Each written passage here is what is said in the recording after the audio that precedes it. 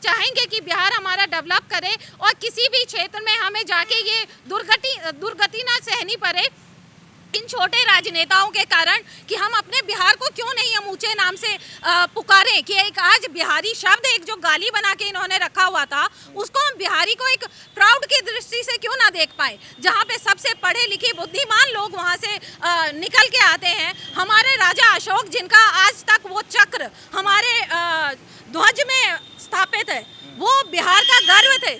जिस बिहार के गर्व इतने लोग जहां से निकले हैं गर्वान्वित, तो हम महसूस करते हैं कि वो बिहारी हैं। उस बिहारी शब्द को गाली क्यों बना दी गई है? इन्हीं राजनेताओं के कारण।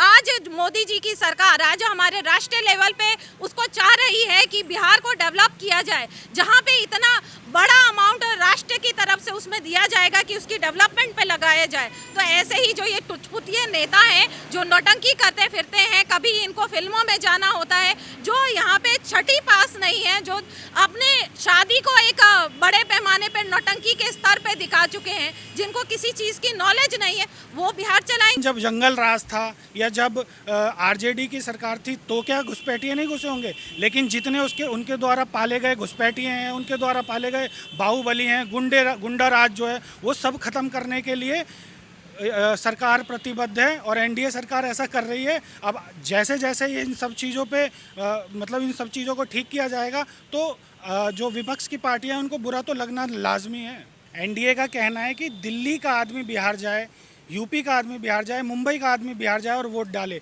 लेकिन आरजेडी का कहना है बांग्लादेश का आदमी बिहार आए और वोट डाले, पाकिस्तान का आदमी बिहार जाए और वोट डाले। ऐसा नहीं चलेगा। सुप्रीम कोर्ट को तो कड़े से कड़ा एक्शन लेना चाहिए, क्योंकि ये देश का मामला है, ये नेशनल का मामला है। इस पर जो भी घुसपैठी हो कड़ी से कड़ी कार्रवाई हो और उन्हें तुरंत तत्काल रूप से देश से निकाला जाए। पूरा भारत बांग्लादेशियों के घुसपैठियों के खिलाफ है। एक यही नरमी जता रहे हैं ये इनके, मतलब मुझे लगता है ये इनके सरपरस्त होंगे तभी तो ऐसा कर रहे हैं। जांच की जा रही है, उसमें से जो बांग्लादेशी या रोहिंग्या वगैरह के जो वोट उसमें से डिस्कनेक्ट किए गए, जब उनमें लाखों वोटों का जो इफेक्ट पड़ रहा है वो बिल्कुल साक्ष्य हैं। आप उसमें तेजस्वी खुद आराम से उस डाटा को, वो डिप्टी सीएम रहे हैं, कम से कम उनको अपने बुद्धि विवेक का इस्तेमाल करें। मानता हूँ वो पढ़े लिखे नहीं है, ये गलती हो सकती है उनके माता पिता की, उन्होंने पैसे के तरफ ज़्यादा ध्यान दिया और वो यहाँ से 10th नहीं पास कर पाए, तो वो गलती जनता की नहीं है।